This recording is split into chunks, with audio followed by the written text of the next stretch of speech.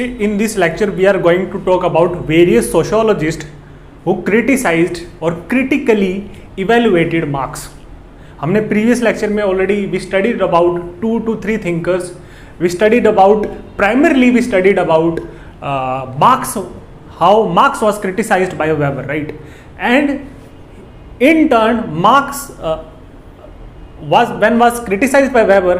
These Weberian arguments that were given by Weber, they were in turn supported by other sociologists as well, right? We talked about embourgeoisment theory, we talked about Jesse Bernard, right? We talked about Clark Kerr, we also talked about Milovan Zilas, right? So these are the multiple scholars we talked about in our last lecture. See, in this lecture I'll be talking about Ralph Dahrendorf. Ralph Dahrendorf, he criticized or critically evaluated Marx, and he gave his own theory of class and class conflict, right? So he will be criticizing Marx from 5 different perspectives. He'll be giving around 5 different dimensions as to why Marx theory is not valid anymore in the contemporary times. Why is it not valid, right? That we'll be talking about. साथ के साथ, by the end of the lecture, I'll also be talking about other scholars as well, right? Through the mind map format, I'll only be talking about briefly about those scholars, because I will be studying these scholars and their perspective in detail in other chapters, right? For example, in politics, we'll be talking about these scholars. C. Wright Mills will be criticizing Karl Marx. He will be giving his own theory, the elite theory. Similarly, feminists will also be criticizing Marx. We'll be studying about feminists in the family chapter. Similarly, there are other multiple pointers which you could use in criticizing Marx. I'll be giving those pointers as well. Apart from that, I'll be also be talking about briefly about postmodernist. We have already covered postmodernist when I was talking about non-positivistic methodology. I'll also be dealing with them in the political system chapter. So herein I will be talking about just giving brief points of these multiple scholars, but basically this lecture is dedicated to Ralph Dahrendorf's conflict theory, right? See, this is the conflict theory of social change. So it is also, this lecture is also related to chapter number 10. Therein, while covering the social change chapter, I will not be talking about Ralph Dahrendorf anymore. So, right, I'll be covering Ralph Dahrendorf and his major propositions or major arguments in this lecture only. So let us start with what is Dahrendorf proposing, right? See, Ralph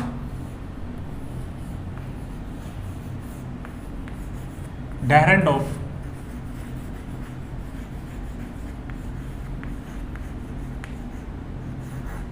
right? He basically wrote a book, and this book goes by the name Class and Class Conflict. Class and Class Conflict in Industrial Societies.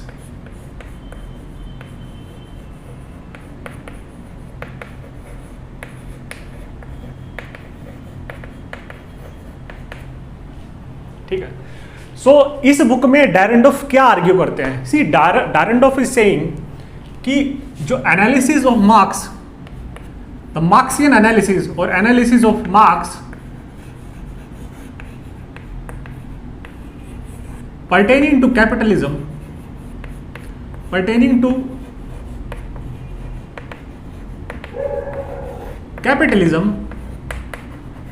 is not relevant. It is not relevant in the contemporary times.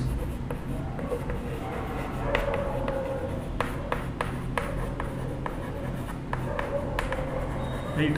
So basically जो Ralph डायरेंडोफ है, he was writing in late 20th century, right? In fact, he expired in the year 2009, right? So he basically talks about modern form of capitalism, the modern capitalism, modern advanced capitalism, right? So wherein he is saying कि जो marks का जो conception था capitalism का, it is only relevant to the 19th century, right, it is only relevant to the 19th century. और अभी जो Marx की थियरी है, it is not suitable for studying the capitalist conditions और the source of conflict in fact in the contemporary times, in the contemporary period. So we could say he gives a contemporary analysis of conflict theory. तो 19th century में this theory of Karl Marx is no longer valid, right? It has become outdated. It has become outdated, right? Especially when he's talking about the modern societies of US and Britain. Right, marks के time पे कैसी condition थी, right, हमने पढ़ा भी था, हमने देखा भी था लास्ट लेक्चर में कि workers were getting nothing, right, in the form of wages they were getting nothing, right, they were getting peanuts. So megger wages थी वर्कर्स की, साथ के साथ working conditions were extremely bad, right, they were very dangerous working conditions that the workers were facing, large number of accidents and deaths took place in factories every day almost, right? So there was no regard for workers' life at that point of time, and also workers were living in extreme poverty, hunger and starvation, right? They are living in hand to mouth existence, right? So extreme exploitation was there in 19th century Europe when Marx was analyzing, when Marx was portraying the conditions of capitalism, right? Plus workers were living in cities, in slums. There was no hygiene, there was no sanitation, right? Various diseases were prevalent among the workers population, right? So their conditions of workers in the 19th century when Marx was analyzing capitalism, they were absolutely abysmal, right? They were absolutely bad. So this is not prevalent, this is not prevailing anymore, right? The conditions has changed. In fact, he calls this society, US and Britain, not as capitalist societies, because if we see capitalism from the perspective or from the lens of Marx, he is saying those conditions are not prevalent anymore. These societies have gone a significant change or significant transformation.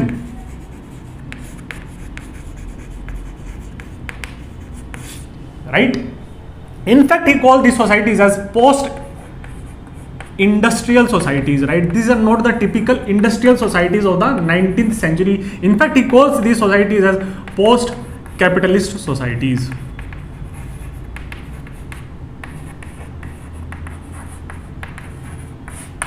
Right?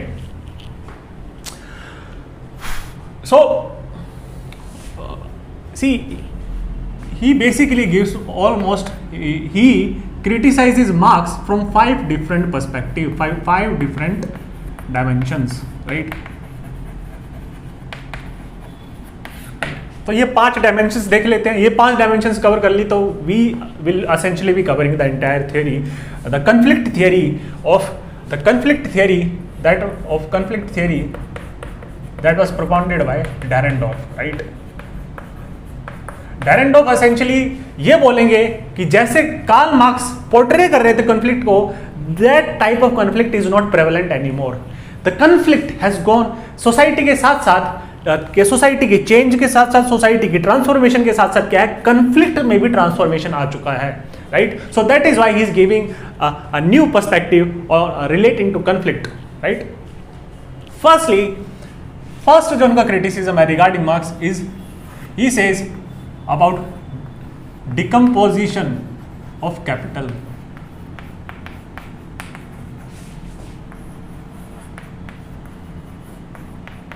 Decomposition of capital has taken place. Now, what is decomposition of capital?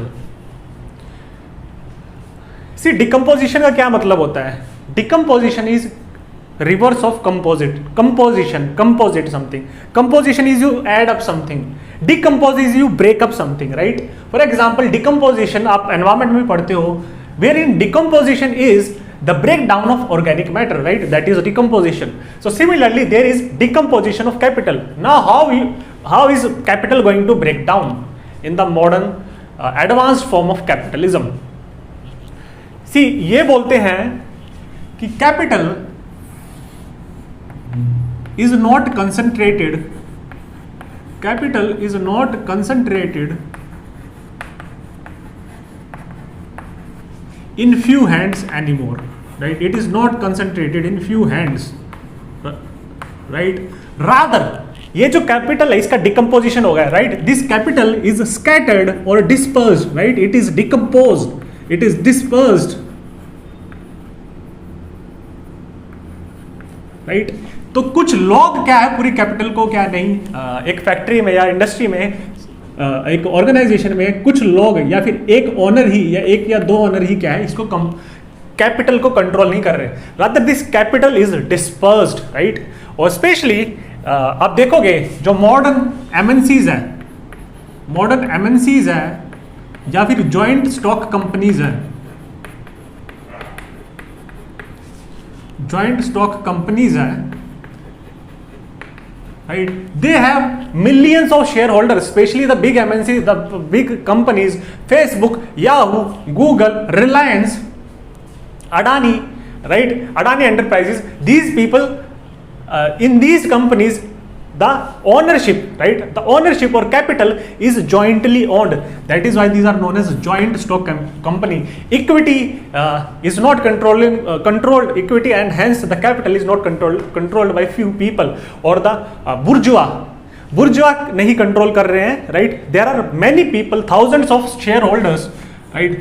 Thousands or millions of shareholders, right?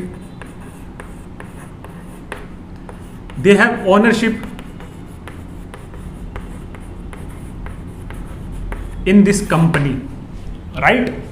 So capital is dispersed. Now अब इसको क्या further वो कैसे justify कर रहे हैं? सी वो बोल रहे हैं कि capital, now there are thousands of shareholders in this company, right? So ownership is also dispersed. Ownership is not limited to few individual, right? Ownership is not limited to few individuals. और वो बोलते हैं कि जो पुराना जो form था capitalism का, in old capitalism, right?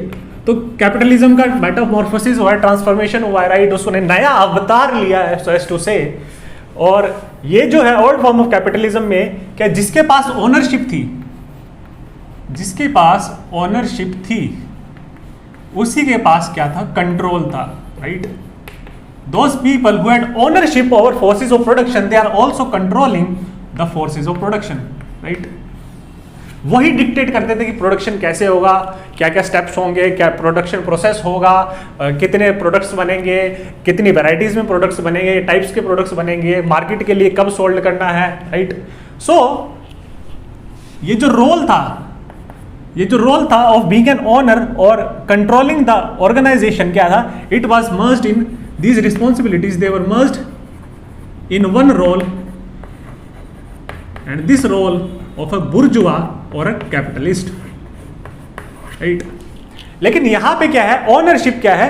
is possessed by various multiple number of shareholders, even thousands of shareholders. If the company has gone public, then it is owned by multiple number of people. तो यहाँ पे वो बोलते हैं कि even the workers or employees, they are owners, right? They could be workers, but they could be owners at the same time, right? This is a very unique kind of situation wherein the old mode of production, the forces of production were owned and controlled by the bourgeois. लेकिन this is not the condition anymore, right? ठीक है, owners, they could be owners, right? They could own shares in their, for example, अगर काफ़ी जब companies recruit करती हैं लोगों को, तो एसेंशली वो जो सैलरी का जो एक कंपोनेंट होता है, राइट? जो एक कुछ कंपोनेंट होता है सैलरी का, वो दिया जाता है इन the form of the shares of that particular organization. So the workers of that organization are also the shareholders of that organization, so they are also the owners, right? So this is a kind of very unique kind of situation, right? तो यहाँ पे पुरानी, जैसे हम capitalism को analyse कर रहे थे और पुरानी जो कंडीशन है they are not valid any more, right, due to decomposition of capital, right. और यहाँ से वो बोलते हैं कि यहाँ पे मेन कंसर्न क्या है, ठीक, यहाँ पे क्या हो रहा है, वो बोलते हैं there is separation of ownership and control, right, separation of ownership and control, or essentially it is this control, who is controlling the organization, right, it is this control which is a source of conflict, this control is a source of conflict, इसी की वजह से conflict होगा, right, because जो organization में control होगा वो होगा on the basis of authority structure और authority relations, राइट। एक ऑर्गेनाइजेशन में क्या है, अथॉरिटी स्ट्रक्चर होगा, अथॉरिटी रिलेशंस होंगे।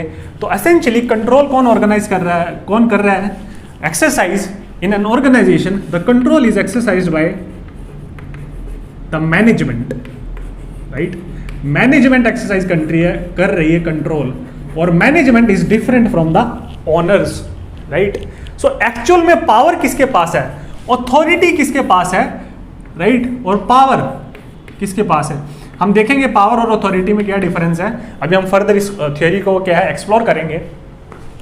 अथॉरिटी किसके पास है, मैनेजर्स में, तो इस अथॉरिटी के बेसिस पे कंफ्लिक्ट होता है, राइट। तो ये जो क्या है वो बोलते हैं कि ये जो पावर, ये जो अथॉरिटी स्ट्रक्चर है पूरी ऑर्गेनाइजेशन में, right, there is a chain of command,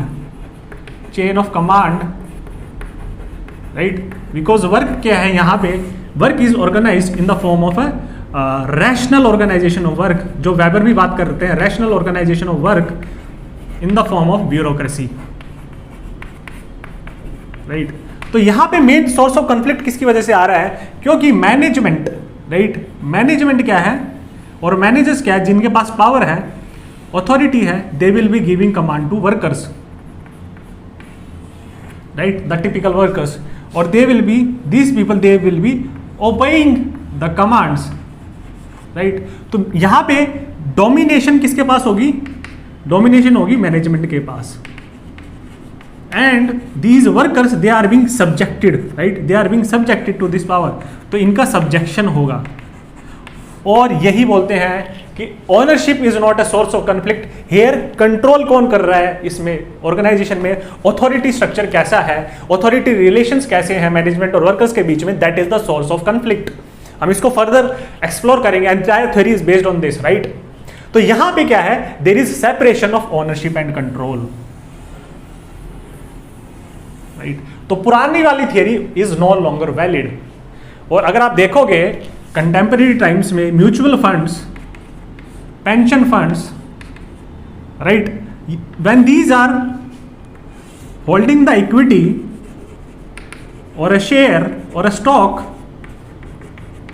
of an XYZ company, right, XYZ company, so they are also the owners, right. For example, if a particular mutual fund has invested a lot in a particular company and and that particular mutual fund is owning 15% of the shares of that particular company, so they have 15% stakes or 15% ownership in that company, but they क्या है, they are separate, right, they are separate from control, they do not exercise any authority, right, it is the authority within the organization, ये authority structure जो organisation में, इसी के ऊपर conflict होगा, और ये जो कंफ्लिक्ट आएगा, this is going to be between the managerial और the executive class and the workers, right. तो यहां से एक बड़ा ही interesting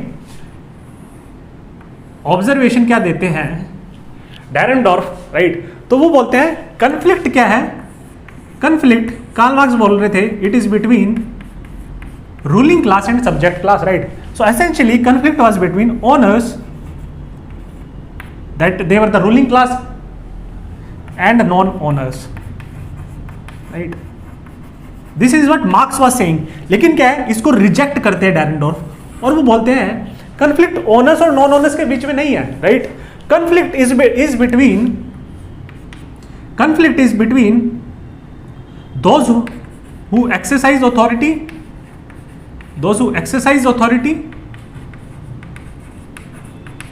and those who are subjected to this authority. Those who are subjected to this authority. This authority. तो वो बोलते हैं जो कन्फ्लिक्ट है वो एसेंशियली मैनेजर्स और वर्कर्स के बीच में है. Conflict is essentially conflict between managers and workers, right? तो मैनेजर्स और वर्कर्स दोनों किस क्लास से बिलोंग करते हैं, right? Both of them essentially belong to the working class. They are the salaried employees. Right? तो conflict क्या है? That is within the working class. Conflict is taking place in the modern contemporary time. Conflict within the working class. Within the working class.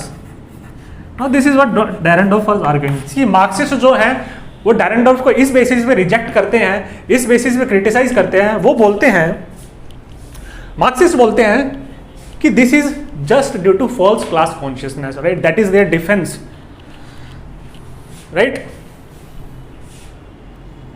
और see, ये जो owners हैं, even the workers are owners here in this. So forces of production, right? It is a very unique situation. The forces of production are owned by the workers have a stake in the forces of production. They own the shares and equities of that particular company, right? So that is how he is saying those old conditions are not prevalent anymore. Second क्या बोलते हैं? Second यहाँ पे वो argue करते हैं, डैरेंडॉर्फ, decomposition of capital के साथ साथ क्या देखने को मिल रहा है? Decomposition of labour.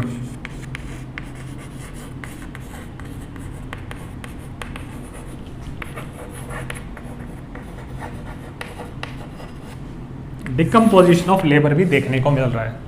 सी, इससे क्या मतलब है? कार्ल मार्क्स क्या बोल रहे थे? कार्ल मार्क्स बोल रहे थे कि एसेंशियली होमोजेनाइजेशन होगा लेबर का, होमोजेनाइजेशन ऑफ लेबर होगा, राइट? और होमोजेनाइजेशन ऑफ लेबर क्यों होगा? Due to mechanisation, because machinery will obliterate the differences of labour, right? ये हमने पढ़ा था. बिकॉज जैसे जैसे टेक्नोलॉजिकल एडवांसमेंट होगा, work is mainly carried out by machine, all the workers will require the same set of skills in order to operate these machines, and these will be some very basic skills that are required in order to operate these machines, right? And that is how all the workers will essentially possessing the same set of skills, so they will be having similar experiences, and since they are having similar experiences, it means they will be homogenized, right? They will develop common experiences, and that will lead to common values, and that will lead to class solidarity, and they will develop a class identity, right? This is what we talked about. लेकिन इसको क्या reject करते हैं? वो absolutely reject कर देते हैं Dahrendorf. He says just like decomposition हो रहा था, कैपिटल टूट रही थी मल्टीपल, उसमें ऐसे ही क्या है यहाँ पे क्या है? डिकम्पोजिशन हो रहा है लेबर का, right? Labour is getting more and more differentiated, right? One is due to complex division of labor, right? Niche specialization, right? हमने पढ़ा था कि हर एक ऑक्यूपेशन क्या है, ऑक्यूपेशन में क्या है, जितना ज्यादा कॉम्प्लेक्स डिवीजन लेबर होगा उतना ज्यादा स्पेशलाइजेशन होगा. So every worker belonging to that particular niche or following that particular occupation, he will be possessing a different set of skills from another occupation, right? So there will be heterogenization, right? Instead of homogenization, he says decomposition, or we could say heterogenization of labor is taking place, isn't it? So what could we infer from here? He is saying कि differentiated labor क्यों होगा, right? Because see, not just this, he is saying essentially workers are divided into semi-skilled, unskilled और manual labor और highly skilled labor, isn't it? ये हो रहा है या नहीं हो रहा है? और साथ साथ क्या है डिफरेंस कहां पे आ रहा है? Not only this, In fact, this division is also blue collar versus white collar jobs. Versus white collar jobs. Right? There is another differentiation here. Right? Blue collars are typical industrial jobs, right? But even in these industrial jobs, there is heterogeneity. Even in blue collar jobs, right? Some jobs will require more skills, right? They will be requiring a lot of skills. So there is also some differentiation over there between unskilled, semi-skilled and highly skilled labor. Plus blue collar और versus white collar में तो difference है ही, right? So यहाँ पे क्या है, differentiation हो रहा है, decomposition हो रहा है, labor टूट रहा है, right? Differentiate हो रहा है different parts में due to all these factors. और यहाँ पे बात यही नहीं है, right? और यहाँ पे क्या है, वो बोल रहे हैं लेबर में क्या है कि जो हाईली स्किल्ड लेबर है वो बोलते हैं उनका क्या है, डिफरेंट एक्सपीरियंसेस हैं, isn't it? जो हाईली स्किल्ड लेबर है उसका डिफरेंट एक्सपीरियंसेस होगा, राइट? उसका डिफरेंट लाइफस्टाइल होगा, अलग अलग जो फ्रेगमेंट है of the working class, of the labour class जो डिकम्पोज हो चुका है, अलग अलग उसमें डिफरेंशिएट हो चुका है, उसकी अलग अलग जो फ्रेगमेंट है डिपेंडिंग ऑन द स्किल्स, और उसी स्किल्स के बेसिस पे क्या है, they have different experiences, they have different lifestyle, right? Experiences due to complex division of labor due to different set of skills required, right? So essentially they are living in very narrow set of domains and they are not connected with each other, right? So that is how decomposition of labor is taking place. Different lifestyle होगा, कुछ की wages भी depending on skills, also wages भी differ करेंगी, तो कुछ का क्या लाइफस्टाइल भी अलग होगा, डिफरेंट एक्सपीरियंसेस होंगे वर्क के एज वेल एज लाइफस्टाइल के, तो यहाँ से क्या है, कॉमन वैल्यूज नहीं बन सकती लेबर के बीच में डिकम्पोजिशन की वजह से। और जब कॉमन वैल्यूज नहीं बनेगी, तो कॉमन क्लास आइडेंटिटी और सॉलिडेरिटी, जिसके बारे में कार्ल मार्क्स बात कर रहे थे, कॉमन क्लास आइडेंटिटी और सॉलिडेरिटी, वो भी नहीं बनेगी, ये भी नहीं बनेगी। तो रिवोल्यूशन क्या है, रिवोल्यूशन का आना थोड़ा सा मुश्किल हो जाएगा यहाँ पे, right? So this is the second point of critique of labor. Third dimension क्या है? We have studied about decomposition of capital and decomposition of labor. Now we'll be taking a look into, he is saying, the expansion of middle class and social mobility. Now this argument that he gives is essentially, we have already talked about when we were talking about Weber. तो जब हम weber की बात कर रहे थे, तो जब वो बोल रहे हैं वेबर की एक्सपेंशन हो रहा है और प्रोलिफरेशन हो रहा है मिडिल क्लास का, as living standards are rising, as affluence is rising in the post capitalist societies और द कैपिटलिस्ट सोसाइटीज, क्या है यहाँ पे वो बोलते हैं कि in these post capitalist societies क्या है, प्रोडक्शन इतना बढ़ चुका है, राइट? एफ्लुएंस ज़्यादा हो चुकी है, लिविंग स्टैंडर्ड्स बढ़ चुके हैं लोगों के, राइट? इसी वजह से क्या है, मिडिल क्लास एक्सपेंड कर गई है, and this is contrary to what Marx was saying. So ये हम ऑलरेडी पढ़ चुके हैं इस डायमेंशन को. This is nothing but the same concept. Plus due to social mobility, right, middle class का हमने ऑलरेडी पढ़ा, that is the same arguments are valid here. Plus social mobility is also we studied. हमने देखा था कि how mobility is antithetical to revolution, right? Modernity is antithetical to revolution, right? हमने पढ़ा था वेबर में कि class destination is different from class origin, right? Class destination is different from class origin. People are more conscious about mobility rather than mobilization. So essentially all the arguments that we followed in our last lecture, that those are valid here, right? It is the same thing. ठीक. और इसी वजह से क्या है, जब class mobility पे लोग ज़्यादा ध्यान देंगे, क्लास आइडेंटिटी और सॉलिडेरिटी नहीं बनेगी. इसी वजह से, राइट, मोबिलिटी होगी तो क्लास आइडेंटिटी नहीं बनेगी, सॉलिडेरिटी नहीं बनेगी, right? We talk about in this our next lecture. So this is what the third point of critique of Marx by Dahrendorf. See, another critique, an important critique that he gives, right, is pertaining to the rise of the rise of welfare state in the modern societies, right. Fourth, Dahrendorf बोलते हैं कि rise of welfare state.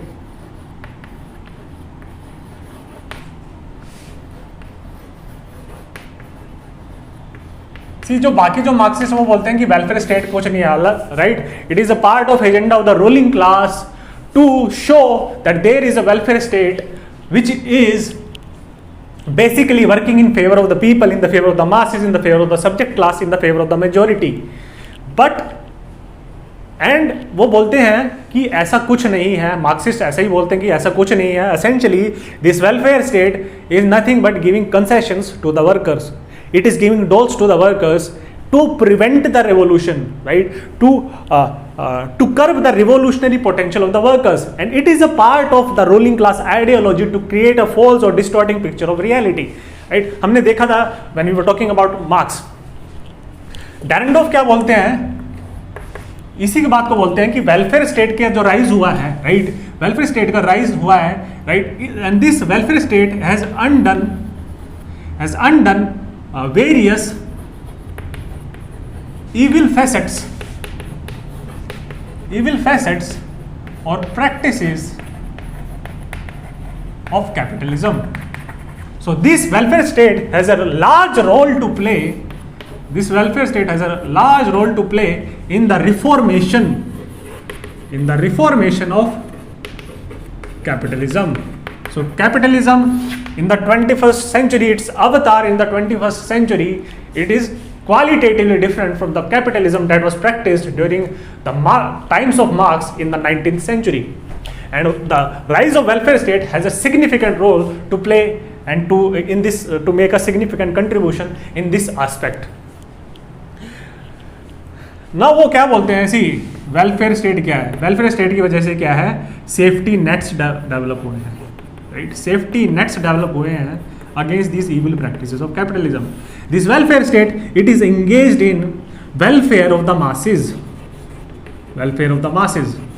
and how this welfare of the masses is ensured, it is ensured through redistribution. और redistribution कैसे होता है, essentially you tax the rich,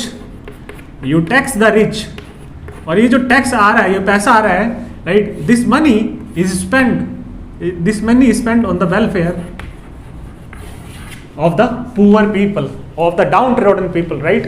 so this is how redistribution is taking place, और rich are taxed and this money is allocated for welfare of the poor.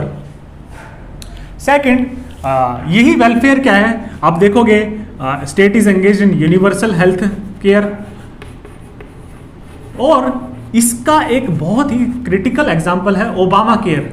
अगर आपको याद हो कि ओबामा केयर इसीलिए क्या है, काफ़ी क्रिटिसिज्म का भी पार्ट था कि उसकी इंटरनल एफिशिएंसीज, उसकी इंटरनल डेफिशिएंसीज थी ओबामा केयर की, it was not functioning well, but it was a kind of a example of socialist practices in capitalism. And और जो कैपिटलिज्म का जो रोल मॉडल है वो यूएसए से बड़ा तो कोई भी नहीं है, राइट। एसेंशियली कैपिटलिज्म क्या है, फ्लरिश ही सबसे ज़्यादा यूएसए में किया है, तो वहाँ पे सोशलिस्ट प्रैक्टिसेस करना वहाँ पे, तो state is becoming welfare oriented, so there is a universal health care. State is also engage in providing free education, और इसी का एग्जाम्पल आप आरटीई में देख सकते हो इंडिया में, right to education act, right. Similarly यहाँ पे स्टेट क्या है, is also giving scholarships to poor people, right? So these are the various plus also pensions you could include, plus pension also in अगर आप अटल बीमा योजना की बात करोगे, right, in unorganized sector, all this is what a part of social security, right? So all these are safety net that are ensured by the welfare state in the capitalist mode of production. और welfare state का सबसे ज़्यादा बढ़िया example देखने को मिलता है welfare capitalism वाली सोसाइटीज में, और इसमें स्कैंडिनेवियन कंट्रीज में का आप एग्जांपल डाल सकते हो। Scandinavian countries, right, they spend a lot on the welfare of their people by taxing through this redistribution, और वहां पे क्या है, क्वालिटी ऑफ लाइफ बहुत हाई है, राइट, बिकॉज वेलफेयर प्रोविजंस क्या है, काफी वहां पे वेल डेवलप्ड है, राइट। और इसमें बात करते हैं रीडिस्ट्रीब्यूशन के साथ साथ और क्या देखने को मिल रहा है हमें। सी, स्टेट क्या है, plus state is formulating various policies and laws, right, to curb these evil practices, और ये आपको देखने को मिलेगा in minimum wage laws, right, minimum wage laws, right, regulating the working hours, working hours को रेगुलेट करना, पहले तो 16-16 घंटे काम करवाया जाता था, अभी वर्किंग आवर्स भी रेगुलेटेड है, and if there is overtime the worker will be getting money for that overtime as well, right.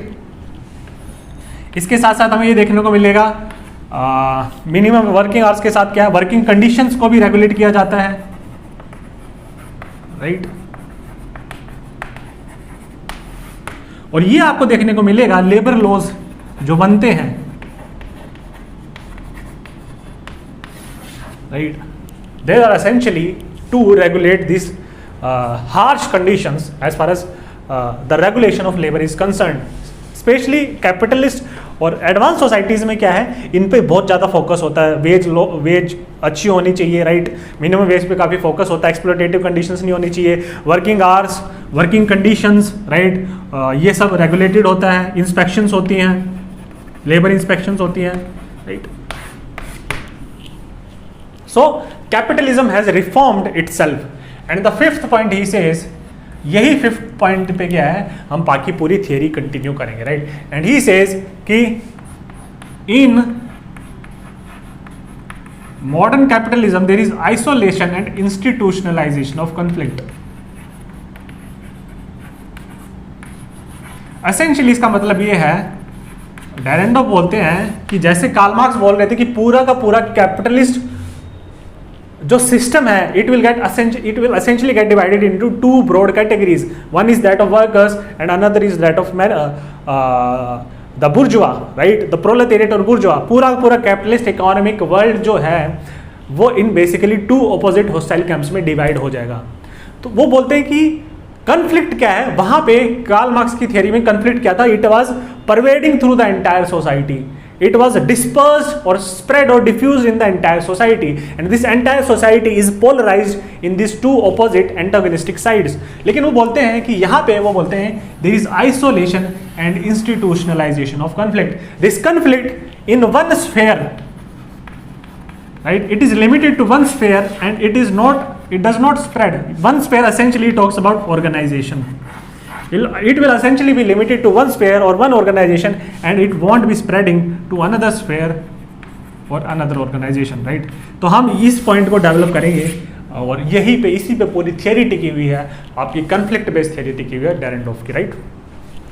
So now let us further try to explore the conflict theory of Ralph Dahrendorf. See, जो Ralph डेरेंडोफ थे, he essentially talks about conflict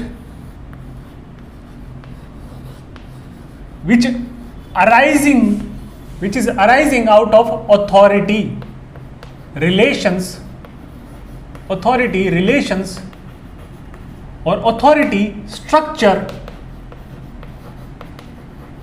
within the organization।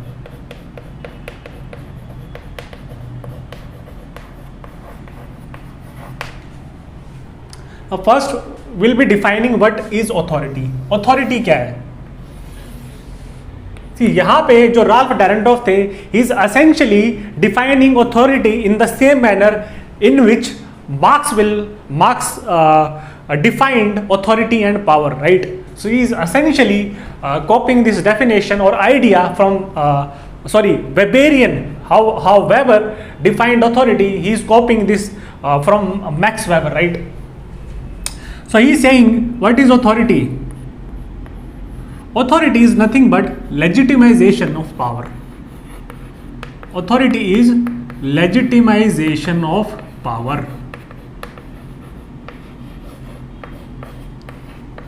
ठीक है, और power क्या है? Power is essentially, max weber define करते हैं ऐसे, और इसको आप अथॉरिटी की और इसकी सेम डेफिनेशन मान लो. अगर पावर लेजिटिमेट हो जाएगी तो वो अथॉरिटी बन जाएगी. सो what is the definition of authority और पावर? सो एज टू से authority is the ability, authority, it describes the ability of an individual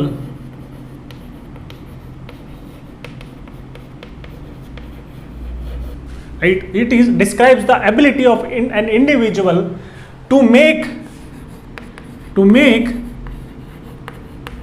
others obey his orders or command. This is essentially authority, right? तो this is the वैसे क्या बोलते हैं weber? See, power क्या है? When this person will possess power, when he will essentially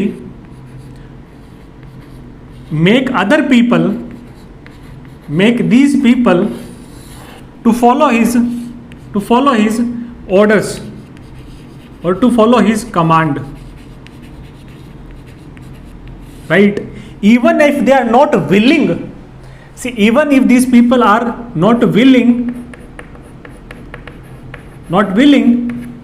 to obey his orders or to obey his command or to obey his directions, right? तो ये इन पे power तभी एक्सरसाइज करेगा, मतलब कि even if they are not willing, still they have to comply to these orders and command, right? So this person has a certain sort of power over these people, right? अब यही power जब legitimise हो जाएगी, right? When legitimisation का मतलब क्या है? When this power will get legitimized, और लॉग इस पावर की जो एक्सरसाइज है, when this authority is being exercised or when this power is being exercised, इसको क्या है? राइट, प्रॉपर और फेयर मानने लग जाएंगे. तो इसका मतलब है this power is essentially converted into authority, right? तो ये प्रॉपर फेयर कब माना जाता है? तब इसका क्या है? अब वेबर काफ़ी सारे एग्जाम्पल्स देते हैं. For example, legal rational authority. आप IAS हो, आपके जूनियर्स को आपकी बात इसलिए माननी पड़ेगी because the law has given you authority. You have clear an examination, you are sitting in a particular position. It is that position and not the individual, right? It is that position and not the individual who possess power, right? It is virtue by that position that person has authority, that person has power. अगर वही IAS retire हो जाएगा, will anyone be following his command? Will anyone of his juniors, will they be forced to follow his command? No, because he does not possess or that authority anymore, because that authority was a consequence of the position that was holding in this bureaucratic structure. So it was legitimized by law. Law gave you authority. Especially similarly क्या है? Culture भी आपको authority दे सकता है. उसको weber बोलते हैं traditional authority. For example, teacher, आपके जो पेरेंट्स हैं वो आपके ऊपर क्या है? पावर एक्सरसाइज करते हैं, right, over children. So these children have to obey the orders or command of their father or their mother, right, of their seniors or of their elders, right? Similarly, ऐसे ही जो है senior within the organization, right, who is holding higher position, he is exercising authority over the junior, isn't it? So this junior has to follow or obey the command of the senior. और military में तो specially, military में या bureaucracy में भी, military में तो essentially you have to follow the chain of command. अगर आपको रिटन ऑर्डर आ गया आपके सीनियर से, then you have to follow it, because you are not essentially obeying that person, that individual, you are obeying the position, right, the position, और that position builds authority. Similarly, अगर teacher in a school system, teacher has authority over students, right? So अगर homework दिया teacher ने तो आपको करना ही पड़ेगा, right? Otherwise when you are not doing the homework, then this teacher can exercise his power over you and could extend various sorts of punishments, right? So this is authority, right? So there are two kind of people in this authority, right? So those who possess authority,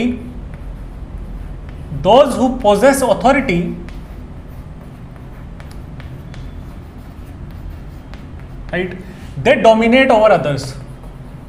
They dominate over others. ठीक. So domination, we could say, domination is possession of authority.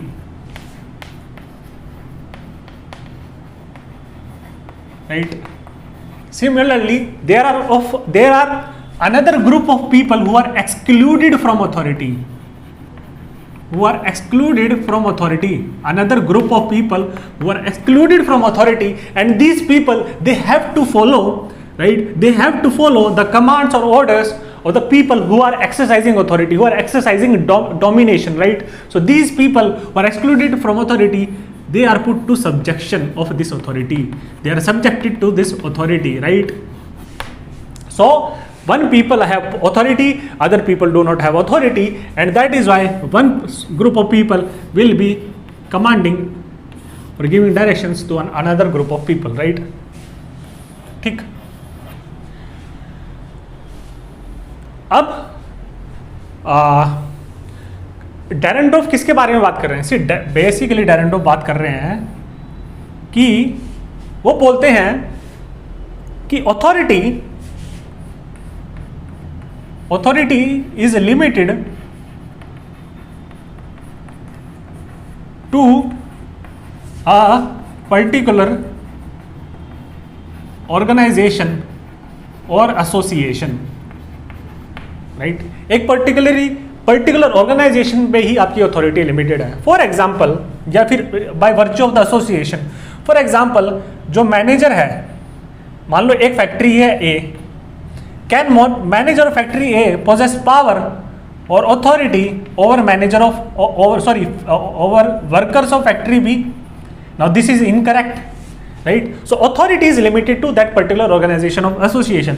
Only manager of factory A could have authority only over workers of factory A, right? So authority is your authority that this people possess, right? That is limited to that particular organization, association or a particular position. ठीक. क्या IAS एक district का किसी constable के ऊपर authority है? उसकी किसी कांस्टेबल के ऊपर अथॉरिटी है? उसकी नहीं है, because that is a separate department, that is police services, this are administrative services, right? और आईएएस की जो अथॉरिटी होगी वो उस पर्टिकुलर डिस्ट्रिक्ट में होगी. ऐसा नहीं है कि आईएएस की अपनी एक पर्टिकुलर डिस्ट्रिक्ट में है, वो दूसरे डिस्ट्रिक्ट के for example with in the collectorate, जहाँ पे सारा फंक्शन करता है कलेक्टर और जो उनके जूनियर्स वर्क करते हैं कलेक्ट्रेट में, राइट? उसमें जो आईएएस है, खाली नीचे जो सबऑर्डिनेट पोजीशंस हैं, राइट, क्लर्क्स वगैरह, उस इन पे ही अथॉरिटी एक्सरसाइज कर सकता है. डिफरेंट डिपार्टमेंट में नहीं कर सकता, ना ही डिफरेंट डिस्ट्रिक्ट में कर सकता है. सो अथॉरिटी इज क्या है? Authority is limited, right? Authority is limited, it is particularised, right? It belongs to particular organisation, to particular position, particular department और पर्टिकुलर एसोसिएशन. ऐसे ही आईपीएस क्या है? एक एडमिनिस्ट्रेटिव क्लर्क के ऊपर कोई अथॉरिटी पोजेस नहीं करता है, हालांकि वो अपने डिस्ट्रिक्ट के कांस्टेबल के ऊपर क्या है, डेफिनेटली क्या है, अथॉरिटी पोजेस कर सकता है, right? So this is what he is saying, authority is limited to a particular organization, association और position. Now he essentially is talking about here is, वो बोलते हैं imperatively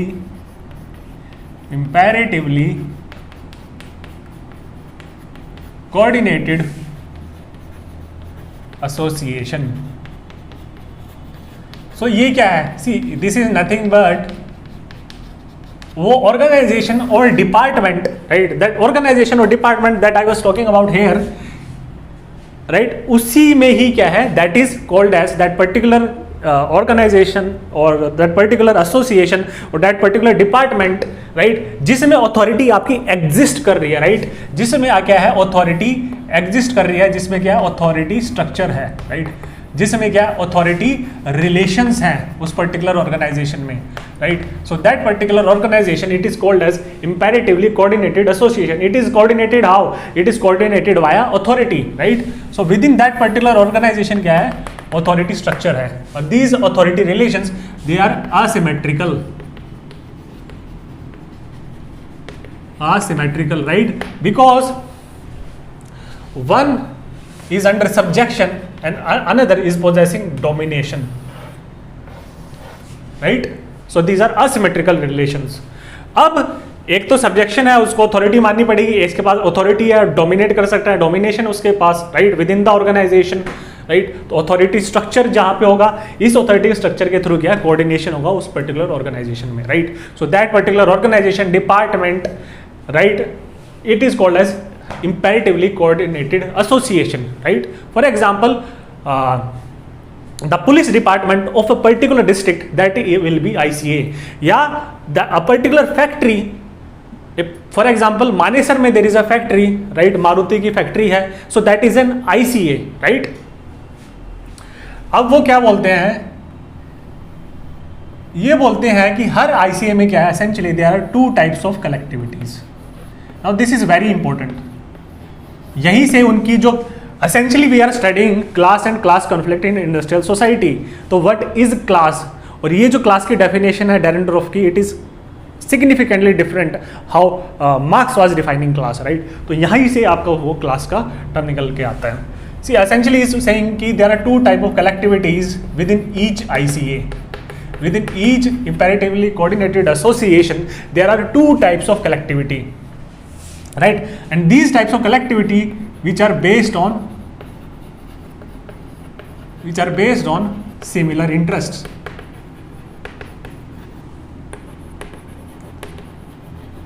right. हर एसोसिएशन में क्या है, there are two types of collectivities और two types of group, right. और ये कलेक्टिविटी कैसे फोर्ज हो रही है लोगों की, ये कैसे फोर्ज हो रही है,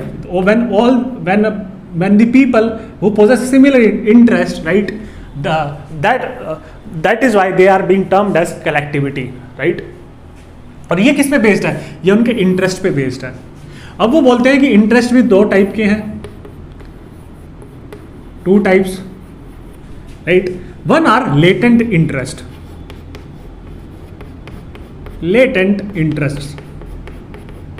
सी लेटेंट क्या होता है, something which is invisible which is hidden, जिसके बारे में लोगों को क्या है, people are unaware of this interest, right. So the collectivities who have similar latent interest, they are unaware of this interest. और ये आप कहीं ना कहीं इसको रिलेट कर सकते हो, और डेरेनडॉर्फ ने ये कंसेप्ट उठाया था to false consciousness of Marx, right. When Marx was saying कि working class was not aware of their interest, right, so it is something similar to that.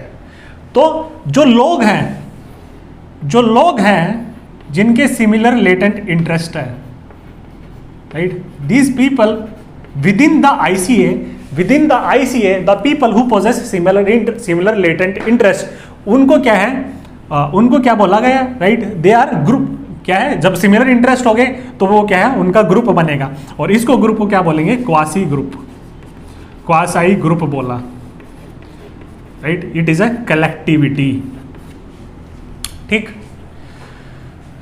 अगर ये लेटेंट इंटरेस्ट ट्रांसफॉर्म हो जाते हैं, ये लेटेंट इंटरेस्ट ट्रांसफॉर्म हो जाएंगे, मतलब लोगों को क्या है, जागरूकता आ जाएगी अपने इंटरेस्ट के बारे में, राइट. अपने इंटरेस्ट के बारे में क्या लोग अनअवेयर हो जाएंगे. तो मार्क्स बोलते हैं कि दीज इंटरेस्ट, डेरेनडॉर्फ बोलते हैं कि these interest will transform into manifest interest.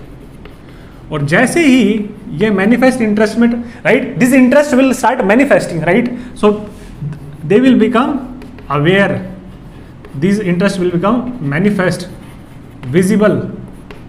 तो यहाँ से जिनके ये इंटरेस्ट है दे विल बिकम अवेकन्ड, वो जागरूक हो जाएंगे, they become enlightened, right, of their interest. ठीक। और जैसे ही जो लोग जिनके सिमिलर इंटरेस्ट होंगे, राइट, जिनके सिमिलर इंटरेस्ट होंगे, जैसे ही वो जागरूक होंगे तो the people are possessing similar interest, right, so they are a collectivity, तो उनको क्या बोला जाएगा, उनको बोला जाएगा इंटरेस्ट ग्रुप। ठीक है। तो जैसे ही लोग अपने सिमिलर इंटरेस्ट के बारे में अवेयर होंगे तो ये जो क्वासी ग्रुप है ये भी ट्रांसफॉर्म हो जाएगा इंटरेस्ट ग्रुप में। सो एसेंशियली क्या है, ये कहने की बात यही है कि जैसे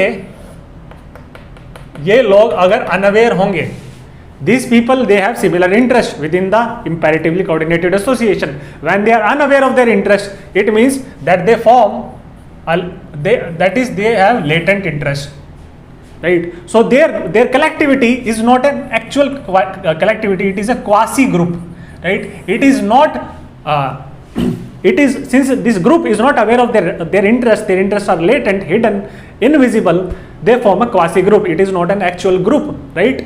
अगर इंटरेस्ट जब मैनिफेस्ट होंगे, विजिबल होंगे, तभी तो आपस में एक दूसरे के साथ वो एसोसिएट कर पाएंगे, तभी तो आपस में क्या है एक कोऑर्डिनेट कर पाएंगे, वो तभी अपने इंटरेस्ट को प्रोजेक्ट कर पाएंगे, right? When they become enlightened they will fight for their interest. So till here they are not actually a group, they are a quasi group. और जैसे ही दे इंटरेस्ट उनके विजिबल और मैनिफेस्ट होंगे, this quasi group will transform into an interest group. और interest group क्या करता है, आपने प्रेशर ग्रुप्स पढ़ा होगा, इंटरेस्ट ग्रुप क्या करता है, it will fight for there it's interest, it will fight for its interest, and these interests are binding these people together, that is why they are forming an interest group, right? ठीक। तो social class को क्या वो कैसे बताएंगे? सी social class को कैसे social class, तो वो क्लास की क्या डेफिनेशन देते हैं, right? Social class is first, it is a collectivity, right? Social class क्या है? It is a collectivity, right? It is a collectivity based on similar interest, right? And this collectivity can be organized, or unorganized. जब वो organised होगी collectivity, मतलब क्या है, वो interest group है, और जैसे ही वो अनऑर्गेनाइज्ड होगी, जिसको अवेयर ही नहीं होगा अपने इंटरेस्ट को, that is a quasi group, right? So organised in the sense of a trade union example, right? So social class को क्या डिफाइन करते हैं वो? Social class is a collectivity, right, which is essentially which share the similar interest, the people who are sharing the similar interest, right? Plus they are either organized or unorganized, right? So this is a social class, first. Second, this social class, it belongs within the ICA, right? वो एक ICA में ही belong करती है, right? ये जो एक group है, एक पर्टिकुलर इंपैरेटिवली कोऑर्डिनेटेड एसोसिएशन में जो ग्रुप है, राइट, इसी में ही बिलोंग करती है वो क्लास, राइट? तो अगर दो इंपैरेटिवली कोऑर्डिनेटेड एसोसिएशन है तो ये अलग अलग लोग क्या हैं, ये क्लास फॉर्म नहीं कर सकते हैं, right? This is not class, only within one particular ICA you will be getting a social class, right? तो जब मार्क्स जो visual, see here again Dahrendorf is in contradiction with Marxian theory. Marx क्या बोलते थे? Class essentially all the workers, they belong to the same class, they belong to the exploited class, right? They have similar interest, similar class identity, because they have similar experiences, और वो class solidarity करेंगे। तो वो बोलते हैं कि खाली एक particular organization में, see he is, वो एक पर्टिकुलर ऑर्गेनाइजेशन की बात नहीं करते हैं, वो सारी ऑर्गेनाइजेशंस में जो अलग अलग वर्कर्स काम कर रहे हैं, they all belong to one particular class, that particular social class. और वो खाली एक कंट्री की बात नहीं करते हैं, ना तो एक स्मॉल स्टेट की बात करते हैं, ना एक कंट्री की बात करते हैं. In fact he is talking about the entire world, the entire earth, all the workers. That is why he said all the workers of the world should unite, because वो पूरी क्लास फॉर्म एक ही class form करते हैं, right. लेकिन वो बोल रहे हैं नहीं, ये क्या है, एक पर्टिकुलर ग्रुप में ही क्लास हो सकती है, राइट. क्योंकि यहां पे जो मेंबर्स होंगे उनका कांटेक्ट होगा ही नहीं दूसरे आईसीए के साथ. कांटेक्ट नहीं होगा तो कैसे वो क्लास आइडेंटिटी और क्लास सॉलिडेरिटी कैसे जनरेट हो सकती है, right. This is Dahrendorf is arguing. तो यहां पे क्लास सॉलिडेरिटी नहीं हो सकती. क्लास सॉलिडेरिटी एक ग्रुप में ही हो सकती है. When these people will form an interest group, that is a class solidarity. तो तीसरा क्या है, वो कॉन्फ्लिक्ट भी बोलते हैं कि कॉन्फ्लिक्ट इन्हीं के बीच में होगा, राइट. तो कॉन्फ्लिक्ट इनके बीच में होगा. कॉन्फ्लिक्ट होगा between those who possess authority or who are possess domination, right. Those who are dominating, that is of one particular group, right. और इसका क्या इंटरेस्ट होगा, इसका इंटरेस्ट होगा या तो स्टेटस को मेंटेन किया जाए, या तो स्टेटस को मेंटेन किया जाए. क्योंकि ये जो आईसीए है इसमें क्या है, इनको अथॉरिटी मिल रही है, right. They are enjoying authority, they are enjoying power within that particular organization. So either they want to maintain the status quo, the present situation, the present social structure, और या तो वो consolidate करेंगे अपने आप को, consolidate करेंगे अपनी position को within the within this authority structure, right. They want to increase their authority. They want to augment their interest, and their interest is related to their exercising of authority, right. तो दो type of collectivity कौन सी है यहाँ पे. एक type of collectivity है कि those who possess authority, those who exercise domination, और दूसरी टाइप का जो ग्रुप है और कलेक्टिविटी है और जो क्लास है वो क्या है, राइट. एसेंशियली यही है, कलेक्टिविटी, सिमिलर इंटरेस्ट, ऑर्गेनाइज्ड और अनऑर्गेनाइज्ड. दूसरा क्या है, those who are subjected to this authority, those who R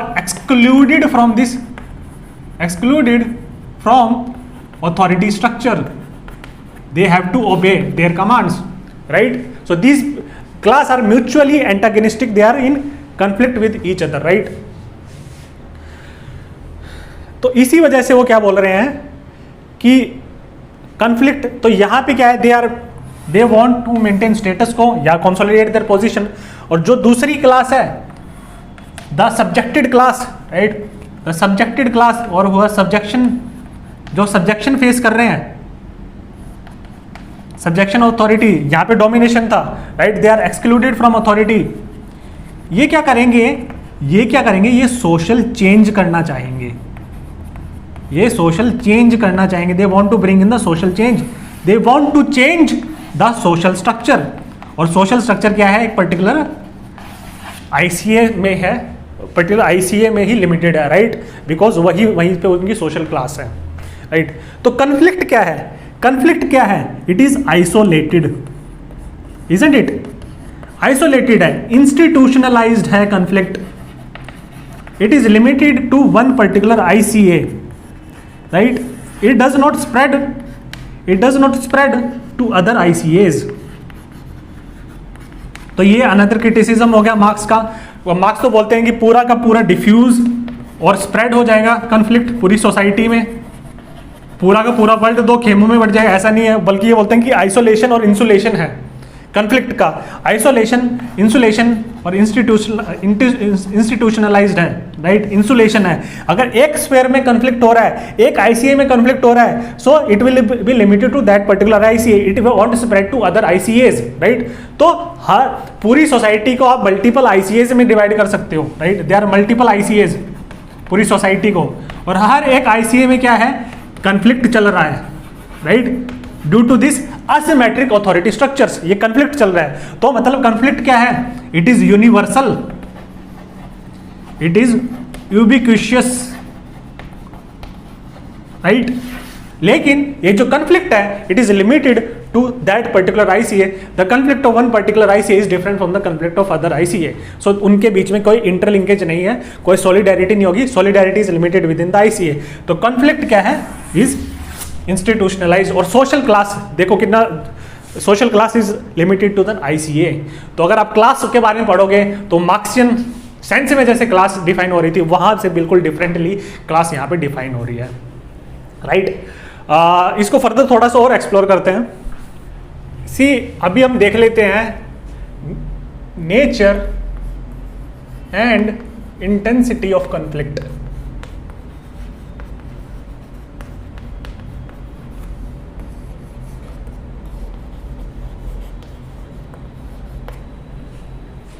C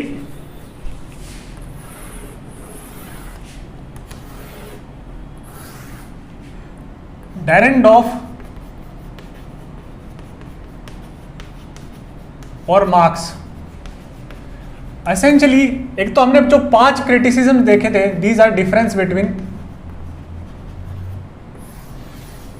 डेरेंडॉफ and Marx, plus Dahrendorf is talking about late 20th century and Marx was talking about 19th century, right? So this is another difference. Third point is not just this, third point is social class is limited to one particular ICA, right? Whereas class is belongs to the entire mode of production. पूरे के पूरे basis पे class को define किया गया है, लेकिन ये social class is restricted to particular ICA.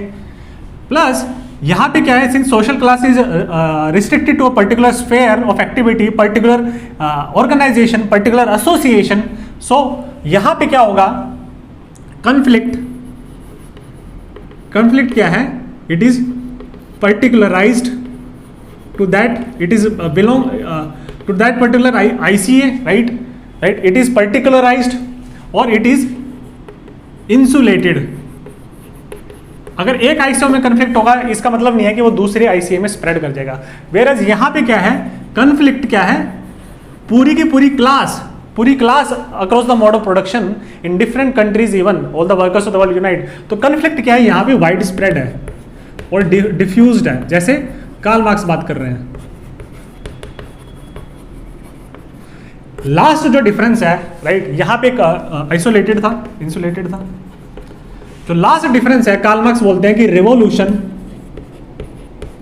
Conflict क्या है, will essentially lead to revolution, और ये जो कॉन्फ्लिक्ट है it is violent, it is based on bloodshed, right. हमने पढ़ा था it is a matter of life and death, पढ़ा था जब हम देखा था कि कैसे क्रिटिसाइज करते हैं वो हेगल को।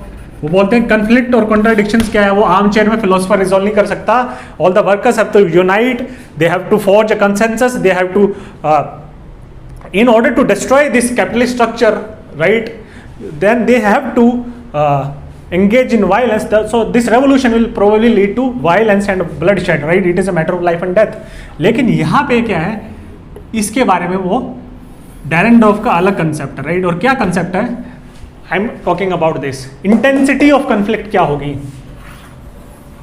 राइट, इंटेंसिटी ऑफ कन्फ्लिक्ट क्या होगी। तो इसके बारे में वो बोलते हैं कि एसेंशियली डेरेंडॉफ बोलते हैं it depends on the number of factors, it depends on various factors.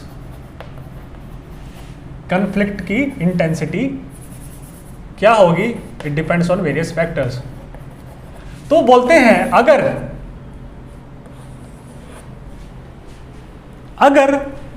If the subjected class और वर्कर्स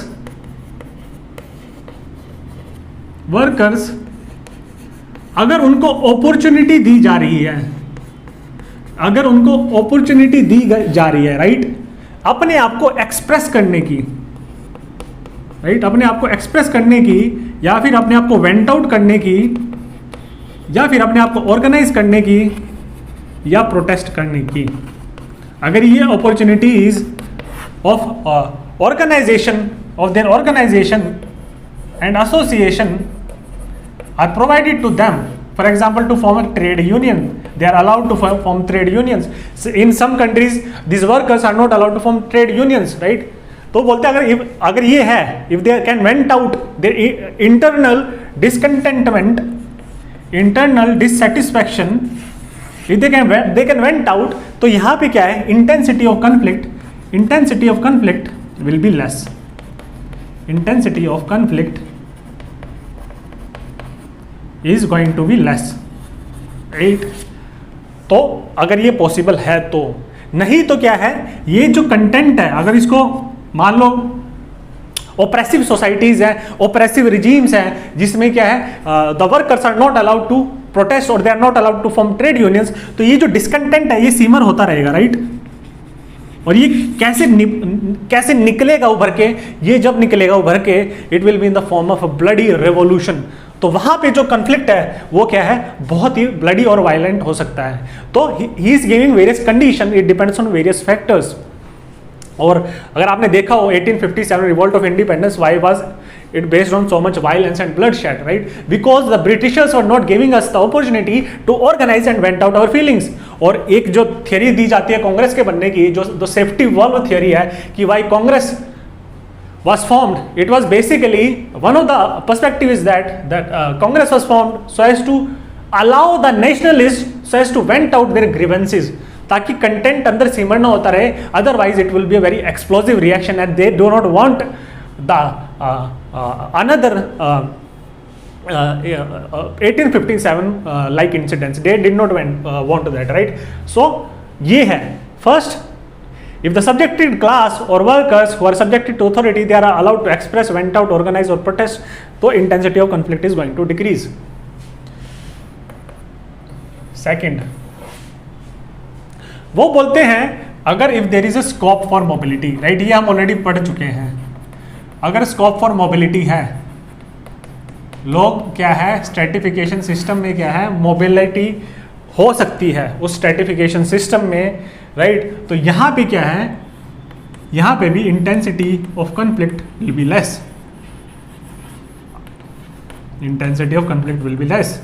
अगर एक आईसीए में वर्कर्स प्रमोट होके हायर लेवल्स पर जा सकते हैं, they can appropriate that authority, तो वहां पे पॉसिबिलिटी है कि intensity of conflict will be less, right?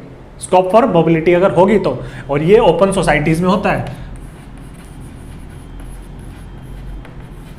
तो अगर आप देखोगे जो क्लास कॉन्फ्लिक्ट है, क्लास कॉन्फ्लिक्ट अगर क्लास और ओपन बेस्ड सोसाइटीज है, तो अगर वहां पे मोबिलिटी है तो वहां पे कॉन्फ्लिक्ट क्या है, लेस वायलेंट होगा। Whereas caste conflict, caste conflict जहां पे पूरी की पूरी क्लास अपने आप को अपलिफ्ट करने की कोशिश कर रही है, राइट? तो वहां पे क्लास कॉन्फ्लिक्ट क्या है, ब्लडी और वायलेंट हो सकता है। इसका मतलब, इसका क्यों रीजन, इसका रीजन क्या है, क्योंकि यहां पे क्या है, there is no scope for mobility, there is no scope for mobility, and that is why some caste conflicts, right, caste violence, they get extremely violent, based on violent bloodshed, right? Lot of arson is there, क्योंकि यहाँ पे आप एक particular time तक आप एक ही cast में रहोगे या पर्टिकुलर ग्रुप में रहोगे, आपकी सिमिलर कंडीशन से कोई मोबिलिटी नहीं हो रही, तो आपका सिमिलर एक्सपीरियंसेस होंगे, सिमिलर लाइफस्टाइल होगा, सिमिलर सिचुएशन होगी, और इसकी वजह से क्या होगा, you will develop class identity और class solidarity, right?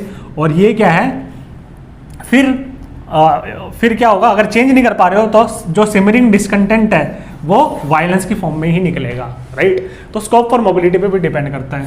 Third, overlap of class, overlap of class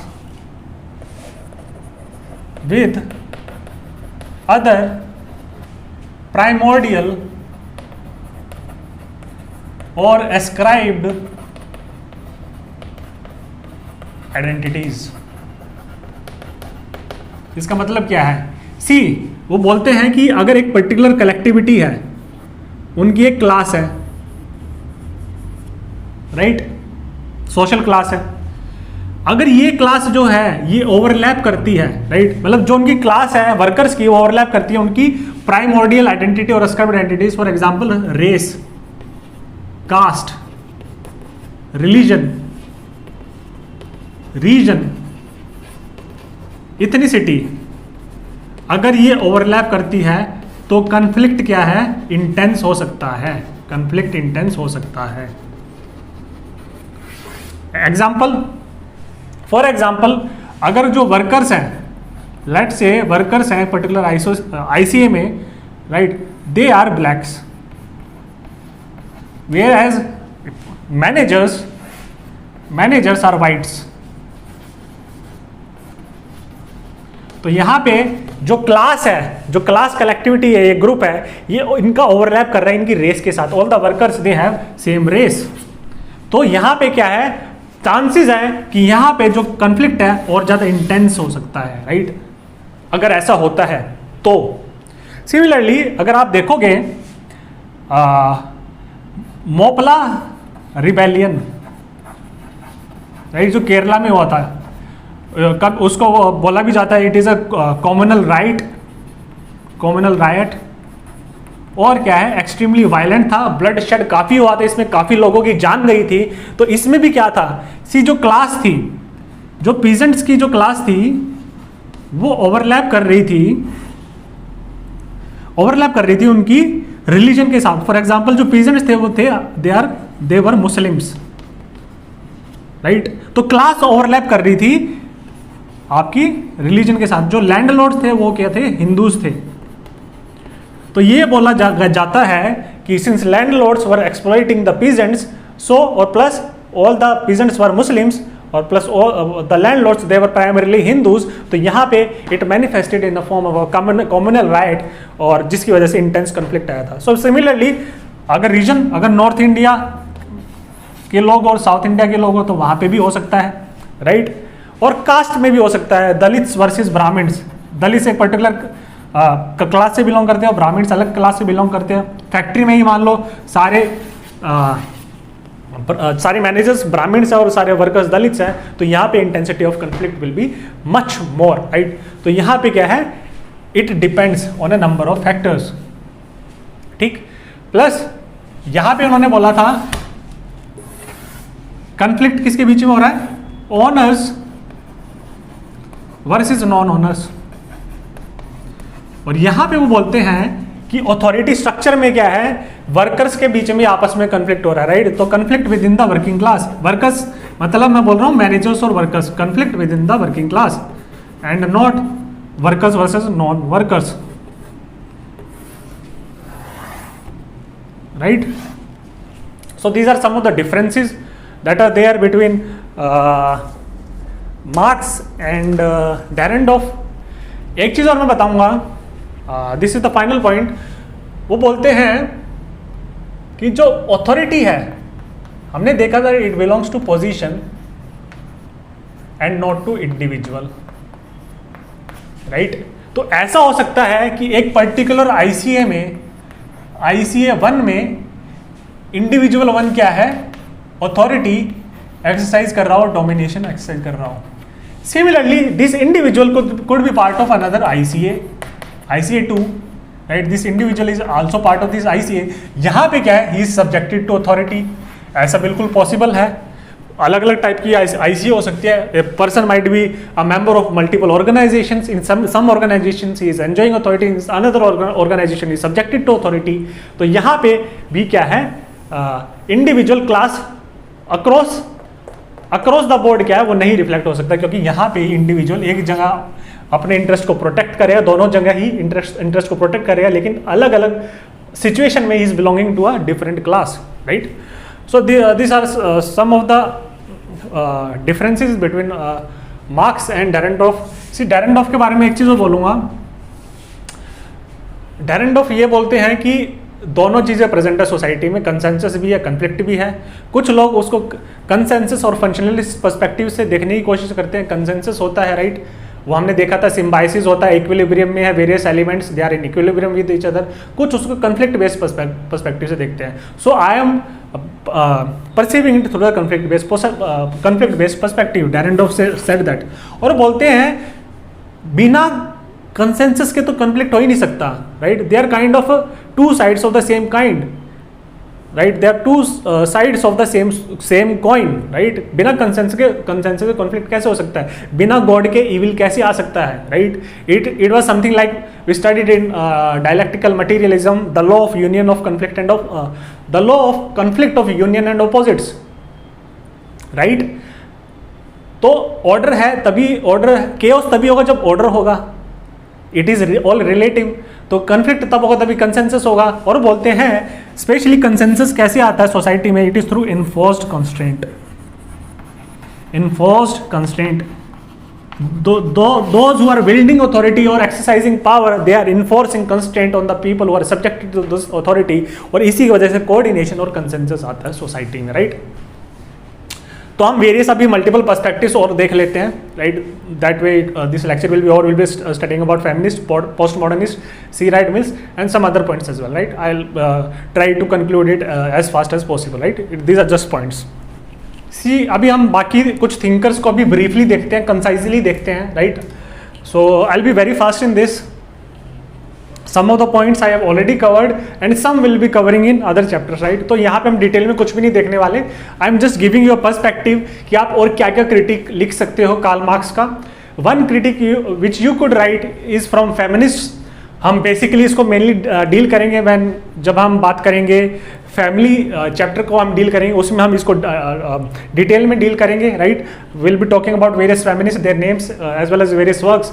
लेकिन ये जो बेसिक कंसेप्शन है वो कैसे होता है, सी मार्क्स, फेमिनिस्ट क्या बोलते हैं कि Marx basically argues that after abolition of private property और with communal ownership of forces of production और इमर्जेंस ऑफ कम्युनिज्म क्या होगा, equality will be ensured in all the aspects of the society, in power based equality होगी, economic socio cultural equality होगी, even gender equality भी होगी। Because essentially what Karl Marx was arguing कि equality in base will lead to equality in base will lead to equality in superstructure, right. So this is the basic premise of Karl Marx. तो अगर economic inequality को abolish करते हो आप, तो आपकी gender inequality which is the consequence of superstructure that will also be abolished. और इसमें हमने पढ़ा भी था कि एंजल्स जब बात करते हैं फैमिली, प्राइवेट प्रॉपर्टी और state, right, when we talked about primitive communism, वहाँ पे हमने देखा था कि जो प्राइवेट प्रॉपर्टी का जैसे ही राइज होगा वैसे ही इंस्टीट्यूशन ऑफ फैमिली इमर्ज होता है, राइट। और वैसे ही फीमेल की जो सेक्सुअलिटी वो कंट्रोल की जाती है, राइट। उनके जो सेक्सुअल चॉइसेस हैं दे आर बीइंग लिमिटेड। और पहले प्रोमिस्क्यूइटी थी प्रिमिटिव कम्युनिज्म में, लेकिन अभी लिमिटेड कर दी गई है उनकी sexual choices, they are limited to one partner, right, whereas man can engage in polygamy, right, he can marry multiple women at that point of time in the previous epochs or previous modes of production, whereas woman sexuality was controlled।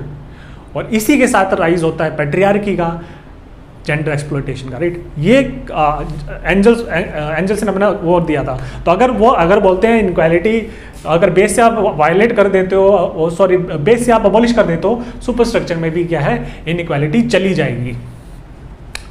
Now this was criticised by feminist, right. Feminist बोलते हैं कि inequality, gender inequality, it is not just present in capitalist, it is also present in the socialist or communist societies. So Marx prophecy is not coming true, gender equality is still there। वो बोलते हैं उसका underlying cause is not about, it is not about who are controlling the forces of production, who owns the forces of production। इसका underlying cause है patriarchy। और as long as patriarchy remains, gender inequality will remain, gender oppression or woman oppression is going to continue, right, because it is the male dominated world and these males will dominate in both capitalist as well as communist or socialist societies। So this is how they are criticizing Marx। Second हम बात करेंगे C Wright Mills की, detail में हम देखेंगे when we are talking about political system chapter. यहाँ पे आप एक पॉइंट बता देता हूँ, C Wright Mills gives elite theory of power, और बोलते हैं कि elites are universal, right, they are present in all societies whether capitalist और कम्युनिस्ट, राइट। इसी के साथ हम देखते हैं post modernist. Again I have already talked about post modernist. हमने देखा था ब्रोदिलार्ड क्या बोलते हैं, sorry Lyotard, this is Lyotard, right, this is Lyotard. Lyotard क्या बोलते हैं, लियोटार्ड ने बोला था Marx is engaged in forging meta narratives, right, these are meta narratives. तो उन्होंने वैसे क्रिटिसाइज किया था I'll advise you to refer to non-positivist methodologies lecture wherein I talked in detail about the critique of Marx and by Lyotard, and Lyotard says कि Marx is engaged in meta narratives of forging of universal theories. हम इसको बाकी political system में भी deal करेंगे.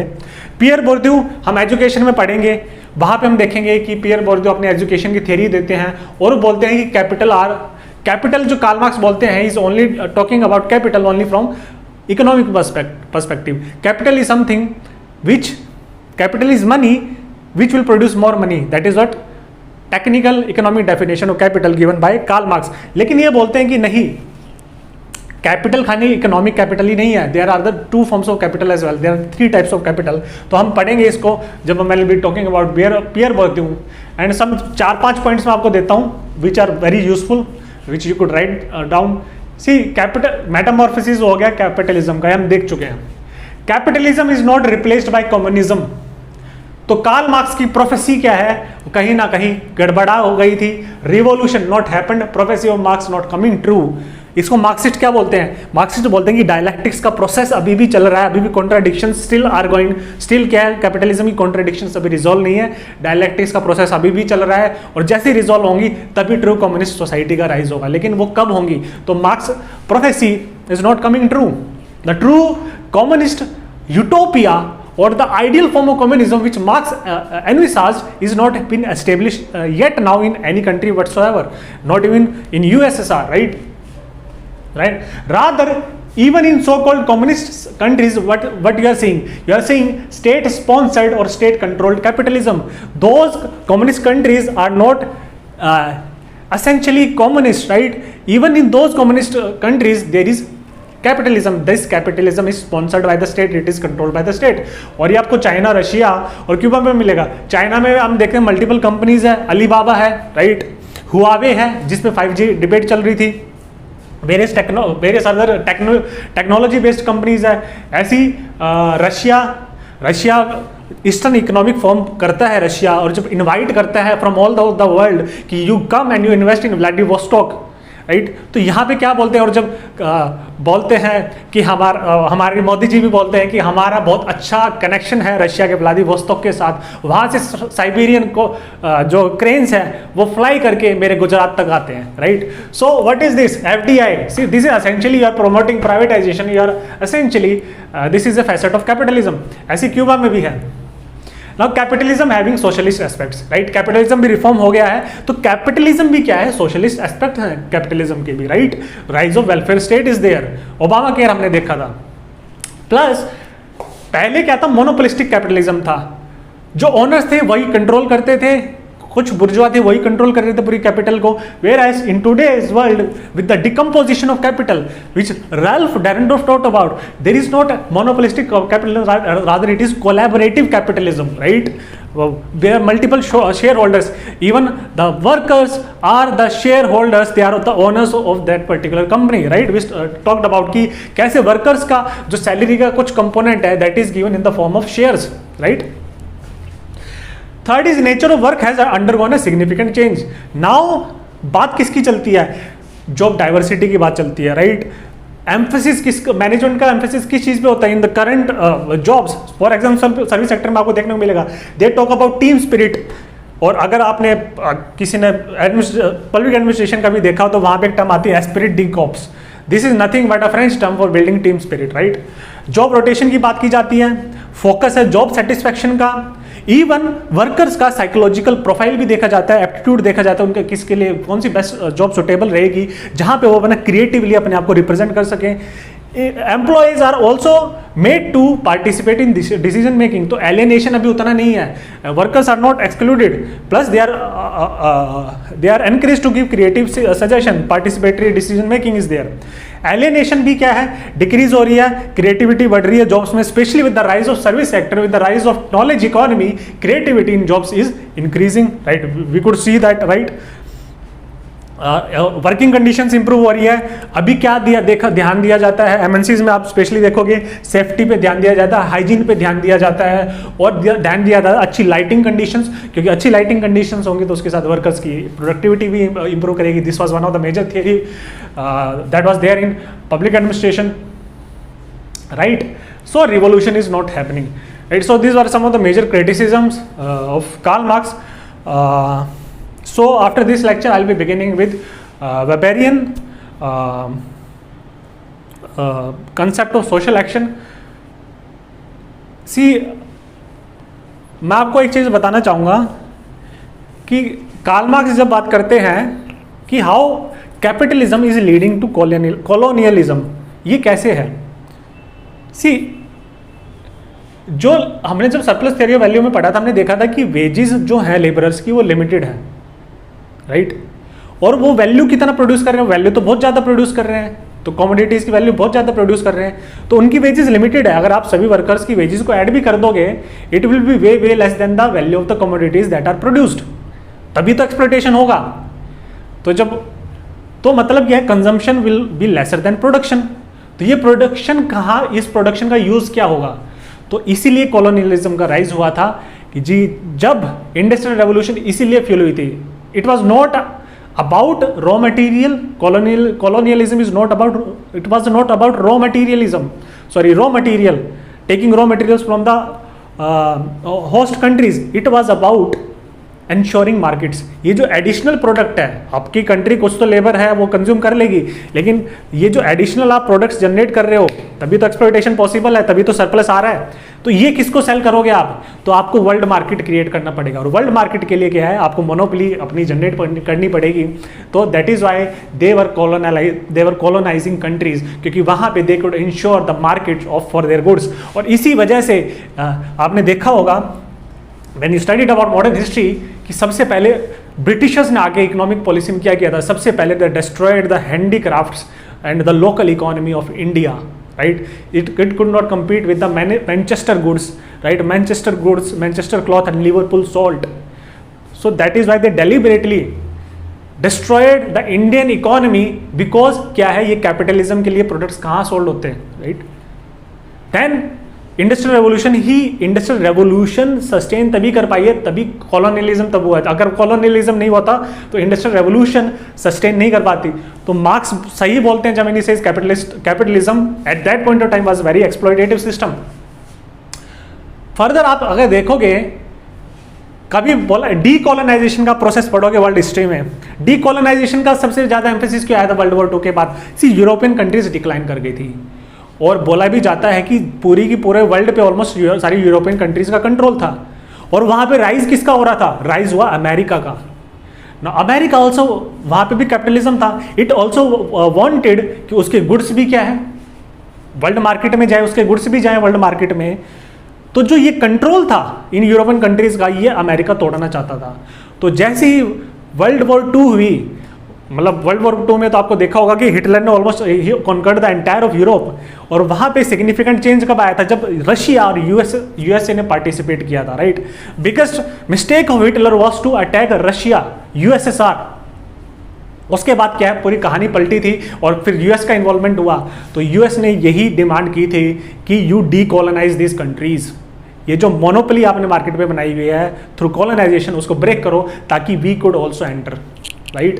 So decolonization was again a byproduct of capitalism. Colonization was also a product of capitalism, right? The colonization was a product of European capitalism. Decolonization, I could say, it is a product of American capitalism. और उसके बाद हम पढ़ेंगे chapter 10 में dependency theories, Andre Gundar Frank भी बोलते हैं। उसके बाद कॉलोनियलिज्म के बाद क्या है, नियो कॉलोनियलिज्म। अभी भी क्या है ये, और इमैनुअल वॉलरस्टाइट भी बोलते हैं कि ये कैपिटलिज्म है, it is a world system, right. तो इसमें जो एडवांस कंट्रीज हैं वो स्टिल क्या पुश करती हैं, they still are pushing their products into the less developed countries, right. और बेशक पॉलिटिकल सब्जुगेशन ना हो, बेशक वह हो, लेकिन इकोनॉमिक सब्जुगेशन है, क्योंकि वो कंट्रीज बहुत पावरफुल है। इसलिए यूएस CIA के ऑपरेशंस भी कंडक्ट करता है ताकि other countries should be kept in check, they should not threaten the interest of the US, and it is essentially driven by capitalism. So these are various criticisms. some you could agree with these criticisms, some of you won't be agreeing with these criticisms, right? There are multiple loopholes in these criticisms as well, right? और specially जिसने technical definition देखा और technically कैसे समझा capitalism का, जो Karl Marx बोलते हैं, then there these loopholes could all be, you could say presented, right, they could be elaborated. और ये हमने देखा, राइट. तो WTO वगैरह क्या, IMF क्या है, these are the organizations which are essentially promoting the interest of these western capitalist countries in the form of neo-colonialism. इसलिए क्या बोलते हैं, open up your economy.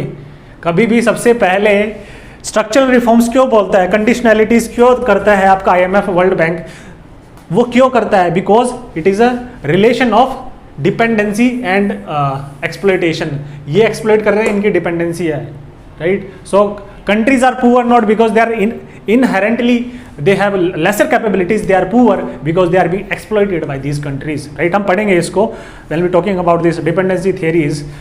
The structural reforms, conditionalities, IT और WMF क्यों डालता है, क्यों ओपन अप करो अपने मार्केट को, FDI क्यों आनी चाहिए? Because essentially it is a product of western capitalism. This capitalism is a worldwide system, right. हम पढ़ेंगे कोर और पेरिफेरी के बारे में उसमें भी, right.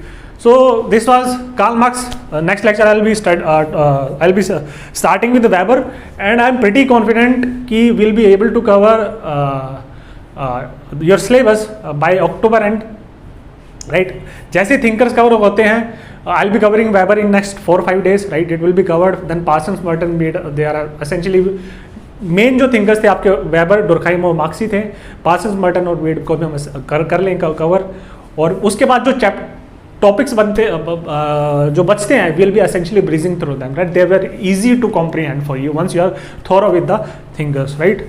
So in next lecture I'll be talking about, I'll be starting with the Weberian methodology. I'll be talking about social action theory, right.